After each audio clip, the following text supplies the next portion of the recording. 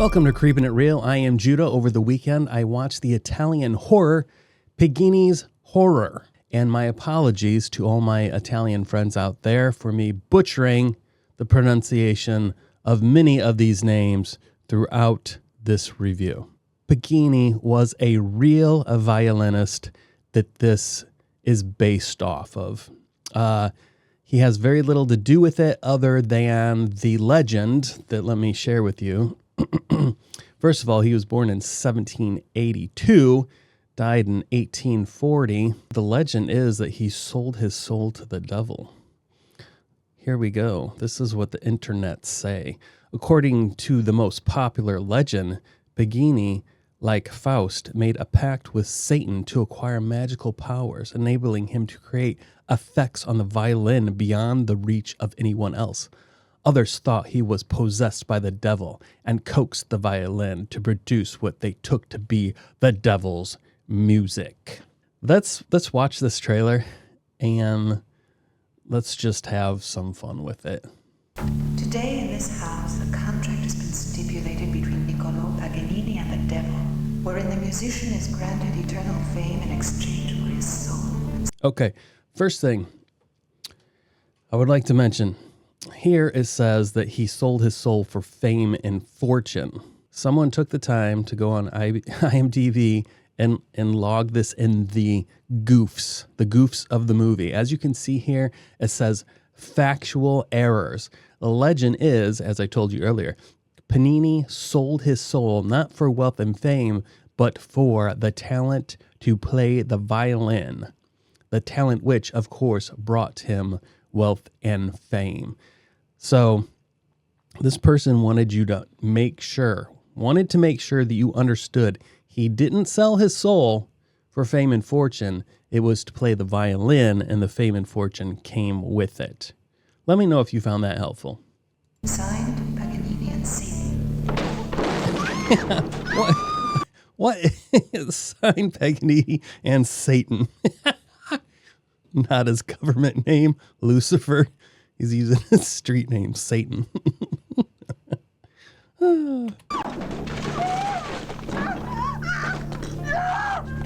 What I want to know is what's with candles. People are like, let's make things spooky. Put candles out. Does anybody else feel that candles are spooky? I don't. I think that's absurd. I would like you all to take special note of the shape of this knife. I don't know, maybe it probably won't show it again, but it's a treble clef. And I have no idea why they were so... There's more to this, but the theme was so overdone in this movie. It was quite funny. Go ahead, open it.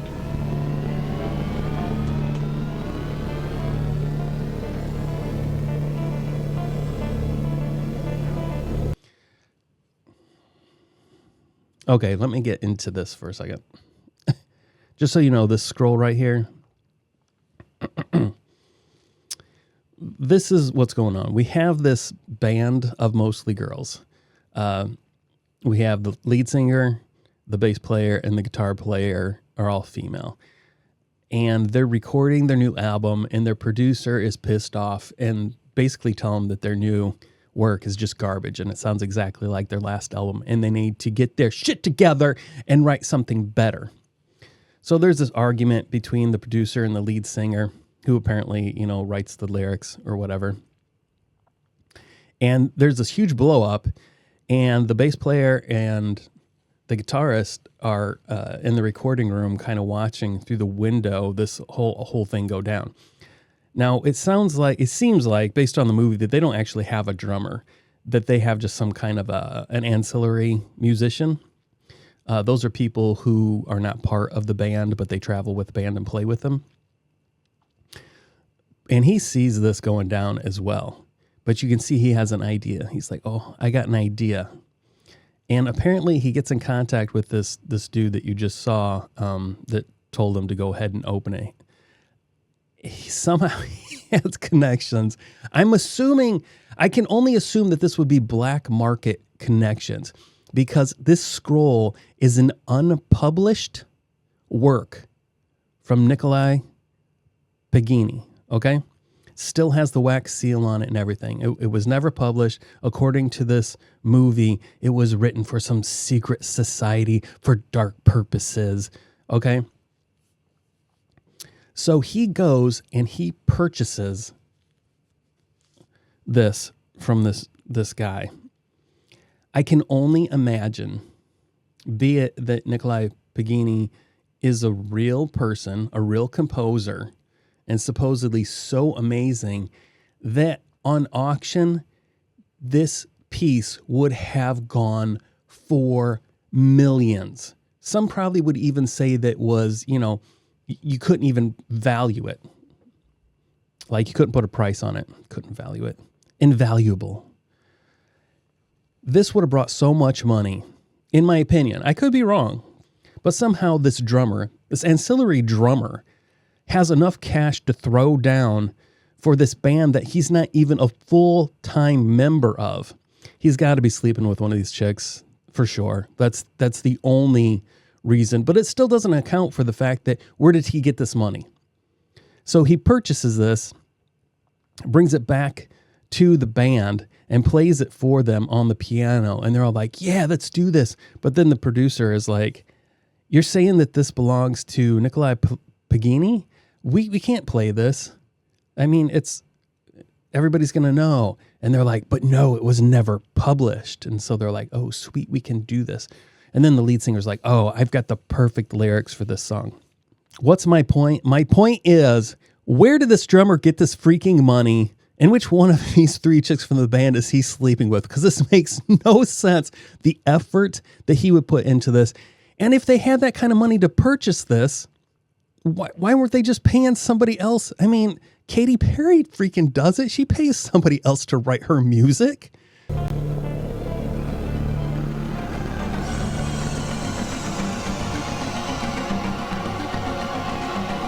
Hey, Daniel. How come you came back up? Oh my gosh. Oh, okay. How come you came back up? There's so many things that could be said with that. I am not Daniel. Ooh. Do you see this? This is amazing. I didn't know that the trailer showed this. I was going to talk about this. What kind of sweet violin has a knife that pops out of it? That's just awesome. This movie presents itself as if there's really some kind of a supernatural thing going on. But you and I have encountered enough movies that that present as though it's something supernatural, but really it's just somebody dressing up and going around and killing people because they're pissed off. Now, by the way, Daniel is the guy who went and purchased the unpublished, composition by Paganini. And so I got to give you more. Okay. So they get this composition. They're all excited. They're like, let's do this. And they're like, oh, and let's make a music video. And this one chick's like, oh, I know the perfect place. It's where Paganini used to live. We'll go to his old mansion and we'll film the music video there. So that is where they're at right now. And that costume is what they came up with for this music video. The whole thing is like this chick in this mansion walking around in some, flowy dress, and then Paganini shows up and wants to murder her. Anyway, and so they think it's just Daniel in this costume, but really it's the spirit of Paganini. And so the whole time I'm watching this, I'm like, is this really supposed to be a supernatural thing, or is this just supposed to be some off-camera dude who's pissed off at the band and wants to have revenge on them for some reason?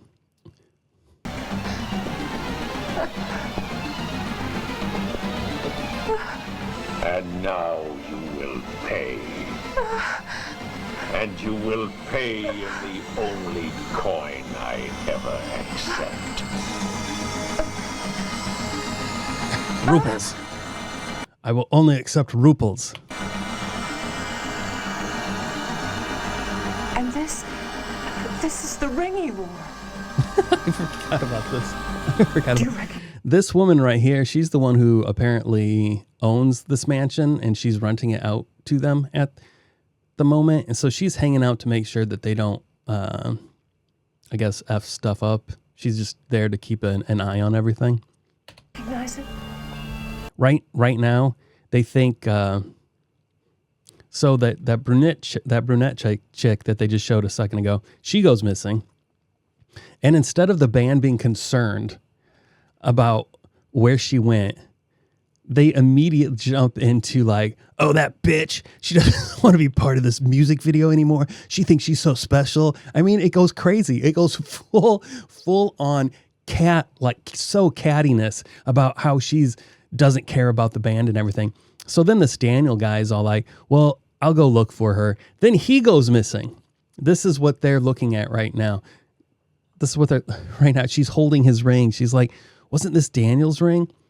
But they're like, no, that can't be. So then there's this whole story of, oh, Daniel and the brunette took off together and, oh, they're in so much trouble and they don't care and all this kind of stuff. So maybe since these people were so adamant about it being the brunette and Daniel taking off, maybe she was the one that he was having a relationship with. Or maybe he, on the sly, had a relationship with all of them, which is why they were so catty.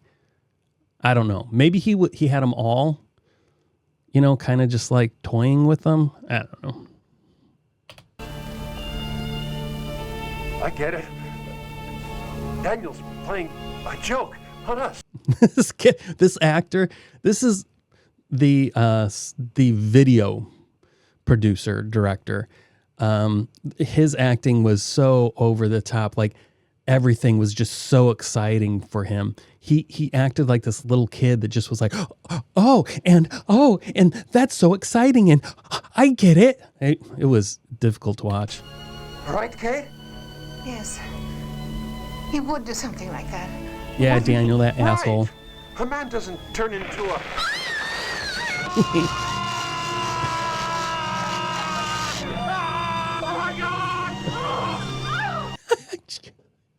Oh my God.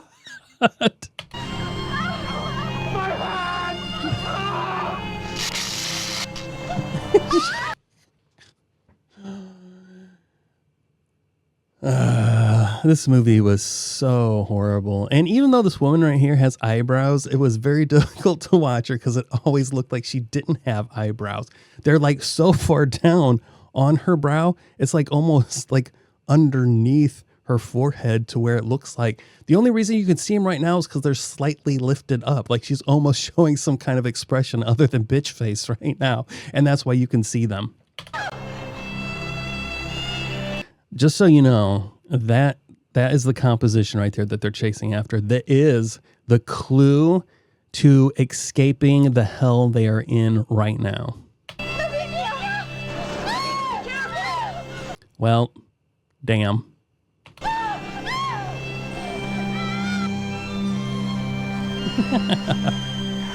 But how can we stop a monster that isn't even part of this world?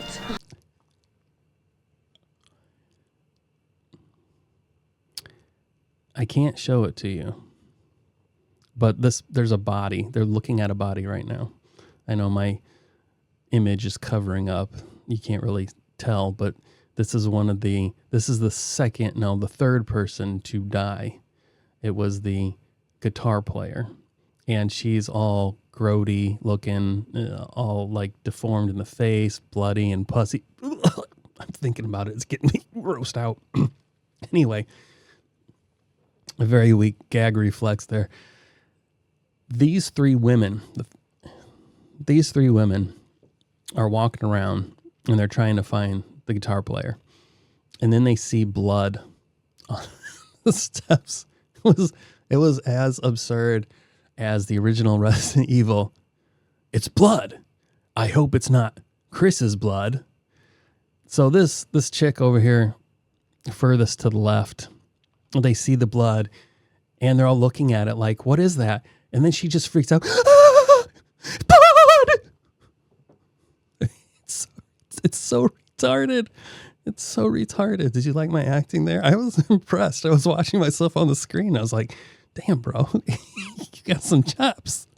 Anyway, they start following the blood and it goes up these steps. But when when the camera shows the blood, what it really looks like, it looks like somebody had smeared a hot dog that had ketchup and mustard up the steps, because it wasn't just red. It was freaking yellow and red. I'm getting gaggy thinking about it right now.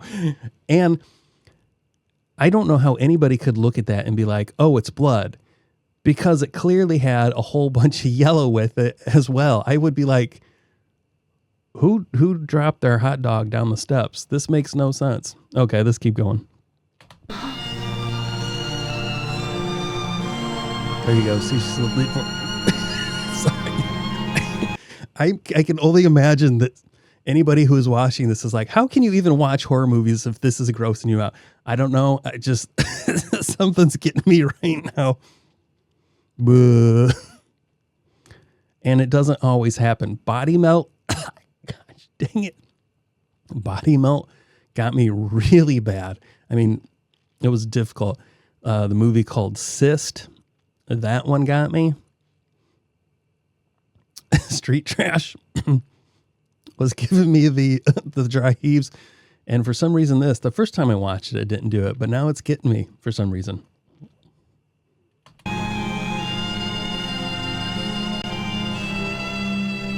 Oh, yeah. Okay. So then Paganini, his last victim, he puts in this huge, like, I don't even know what instrument that would hold. I mean, a massive upright bass, maybe. So he throws Kate, the lead singer, in here and locks her in. And he starts playing the violin as the case starts to be engulfed in flames. Now, he's playing his heart away. She's in there screaming that she's burning. And then he doesn't notice, but the dawn has come and the sun pops up, shines through the window, and he bursts into flames and disappears. Okay? Now, so absurd. Kate gets out of this big case. She sees a pile of ash on the floor. And the ash, I kid you not, the ash on the floor is in the shape of a treble clef. Why? Because this movie is stupid. Anyway, she's pissed off and she kicks it. Let's finish this trailer up.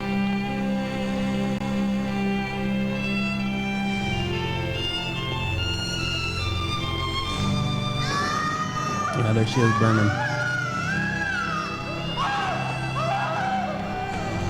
She has good teeth. I did not see a single filling in there. Good for you, Kate.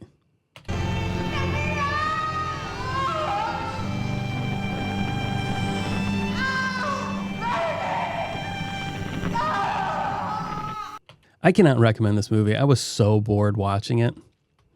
And it was Italian, and at times I definitely, when watching, I was like, did they dub this because the words were off? But then there was times where it's like, no, they're definitely saying that word. So why does it look so bad? I don't know. There's something there. Maybe some of it was spoken in English and some not. I don't know. It didn't make sense to me. But there was so many times that the mouth did not match with what you heard. Very weird. I wanted to kind of, when I saw this, the design of Paganini, I immediately thought of Puppet Master and the one puppet called Blade. So then I started looking to see what movie came out first. Well, wouldn't you know that Puppet Master and Paganini Horror came out in the same year.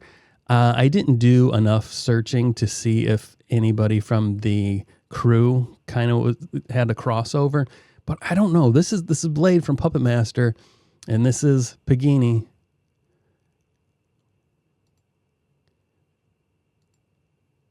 It just looks so similar. Oh, that's not. Okay. Now let's get to this. This is the brunette who gets killed first. With that amazing violin that I showed you. She goes missing. Everybody starts accusing her of, being a bitch and wanting to sabotage things because she wants all the attention for herself. Okay. And then this guy, let's see if I can find him. Daniel, where are Daniel? Okay. So this is Daniel. Daniel was the ancillary drummer. He also played in the music video Paganini. Okay, he wore that costume in the music video, which is why that chick was like, Daniel, why'd you come back up? So Daniel's all like, oh, I'll go look for her. He starts walking up the steps, and literally 20 feet. Guys, I'm so annoyed. This is, okay, let me show her to you again. This is her, okay? Daniel walking up the steps, 20 feet away from him, he sees the same chick, but he's all like, who is that? Is that you? I can't remember her name. I'm just going to make up a name. Is that you, Denise? Who is that? He's like freaking 20 feet away, and he's acting like he can't recognize this chick. You're telling me you can't tell that that's the same person from 20 feet away? He's just all like, Denise, is that you? Anyway, that really annoyed me. Then he goes chasing after her. Then he gets killed. Then all the accusations about how they ran off to go F somewhere. And that's when that one part from the trailer where that woman picked up the ring and she's like, isn't this Daniel's ring in this ash in the shape of a treble clef? His wasn't. His was just a pile. It was only Paganini's ashes that fell in the shape of a treble clef. In his book, Italian Horror Film Directors, Luis Paul retrospectively noted that nobody liked Paganini horror, Cozy included.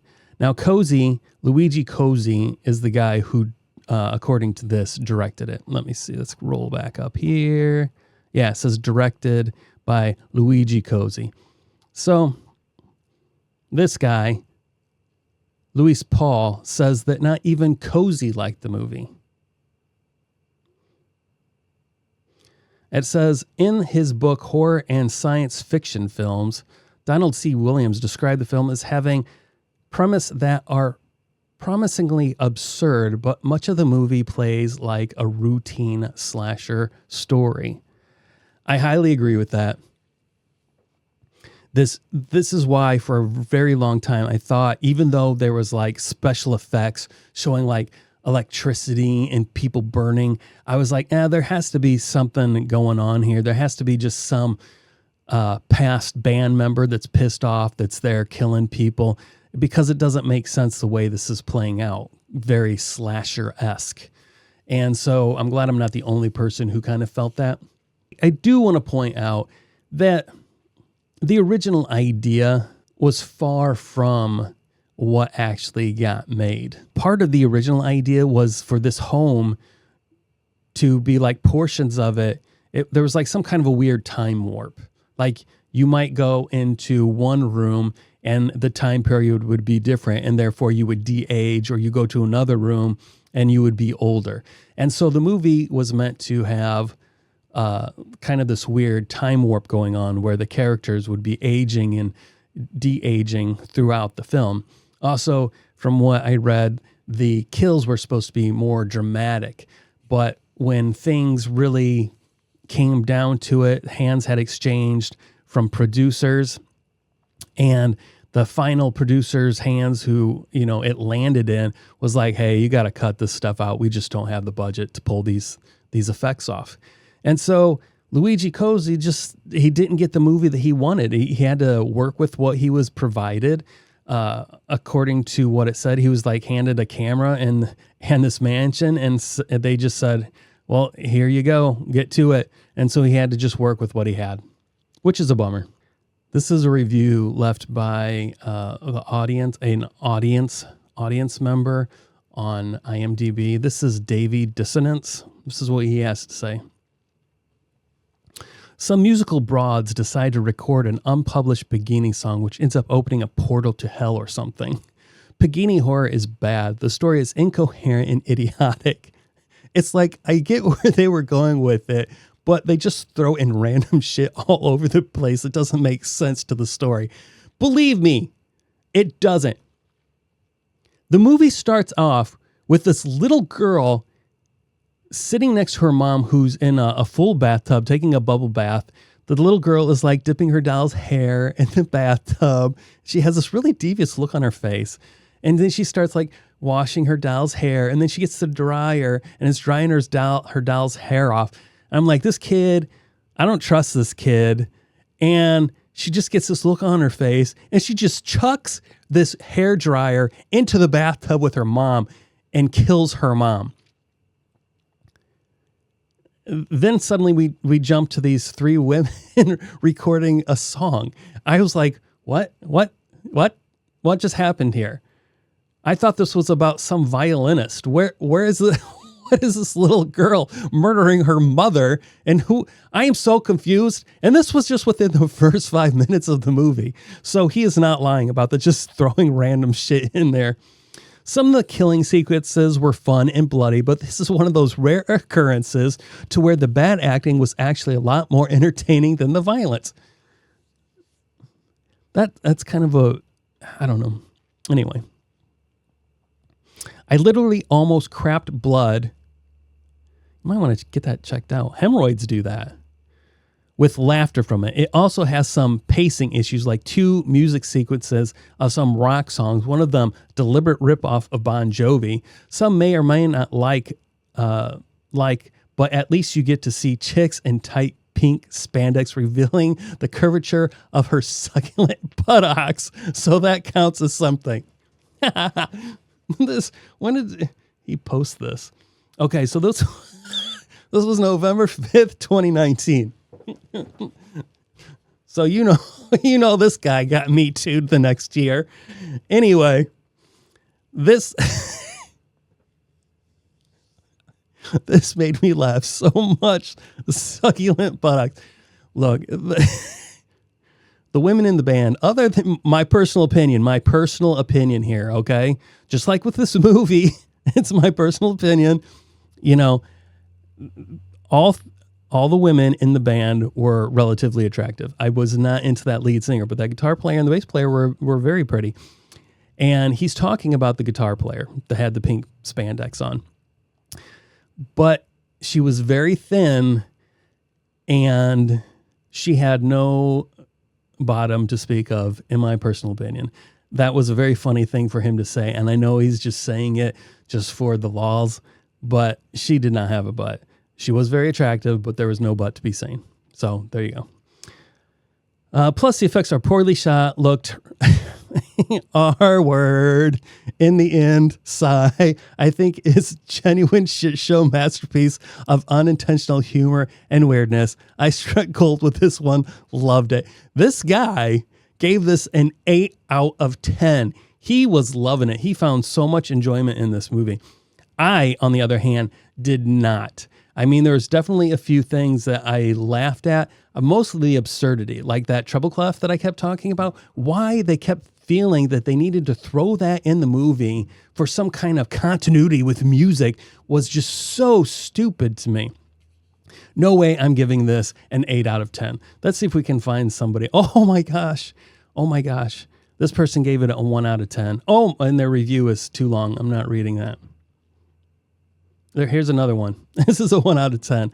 This is by Kyle 72302.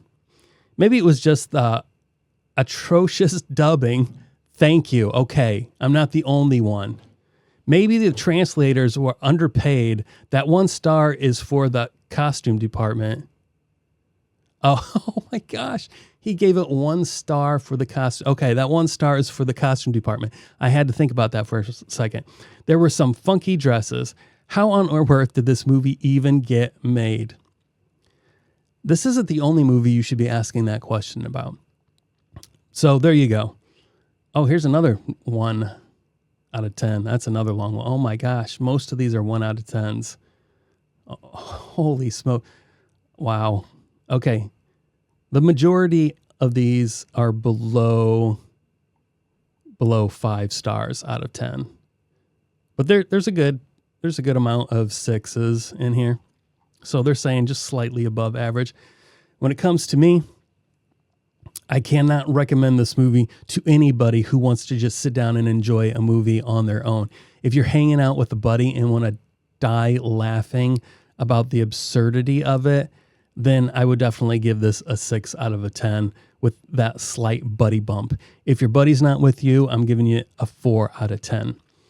If you watch it, I would love for you to give me your thoughts. This is just one of those absurd movies that I would love to hear from you about how badly you dislike this movie or how much you loved it. It'd be so great for you to leave a comment. Please like and subscribe. And if you have recommendations, leave those in the comments. I'll check them out. I'll do a review. We can talk about this stuff. Thanks for watching. I'm Judah. This has been Creepin' It Real, and I'll see you later.